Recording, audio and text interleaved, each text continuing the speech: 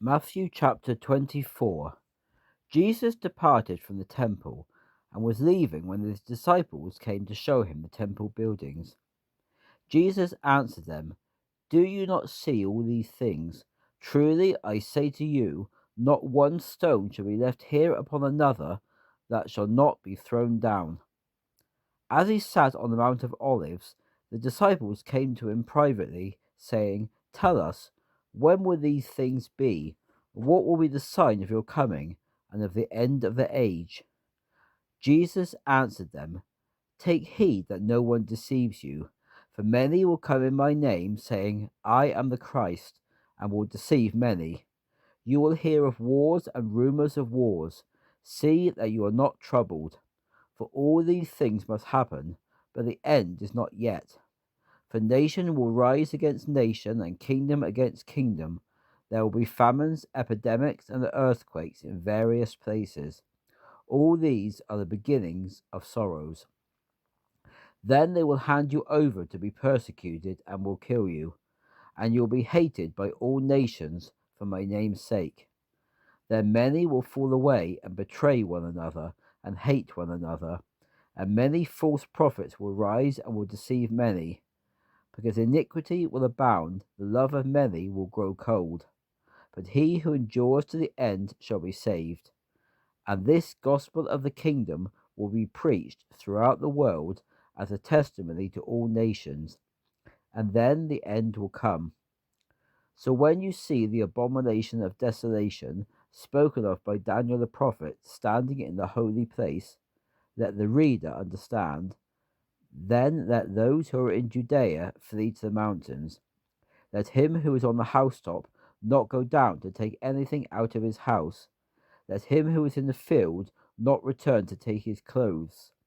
Woe to those who are with child and to those who nurse in those days. Pray that your escape will not be in the winter or on the Sabbath, for then will be great tribulation, such as has not happened since the beginning of the world until now, no, nor ever shall be. Unless those days were shortened, no one would be saved.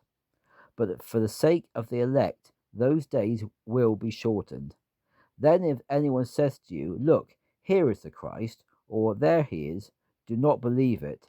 For false Christs and false prophets will arise and show great signs and wonders to deceive, if possible, even the elect. Listen, I have told you beforehand. So if they say to you, 'Look, he is in the desert,' do not go there.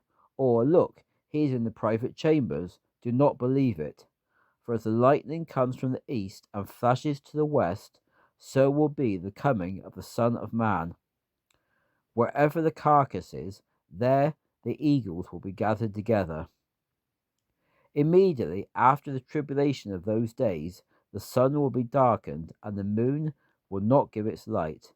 The stars will fall from heaven, and the powers of the heavens will be shaken. Then the sign of the Son of Man will appear in heaven. Then all the tribes of the earth will mourn, and they will see the Son of Man coming on the clouds of heaven with power and great glory. And he will send his angels with a great sound of a trumpet, and they shall gather his elect from the four winds, from one end of the heavens to the other. Now learn this lesson from the fig tree. When its branch becomes tender and grows leaves, you know that summer is near.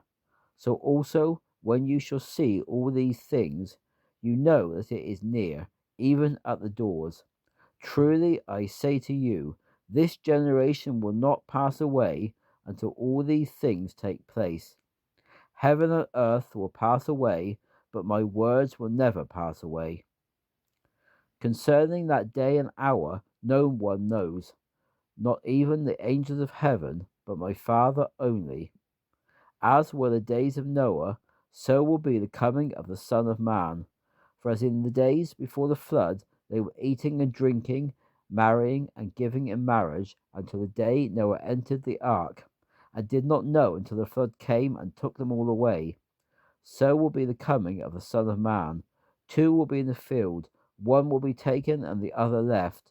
Two women will be grinding at the mill, one will be taken and the other left. Watch therefore, for you do not know what hour your Lord will come. But know this, if the owner of the house had known what hour the thief would come, he would have watched and not have let his house be broken into. Therefore you also must be ready, for in an hour when you least expect, the Son of Man is coming. Who then is a faithful and wise servant, whom his master has made ruler over his household, to give them food at the appointed time?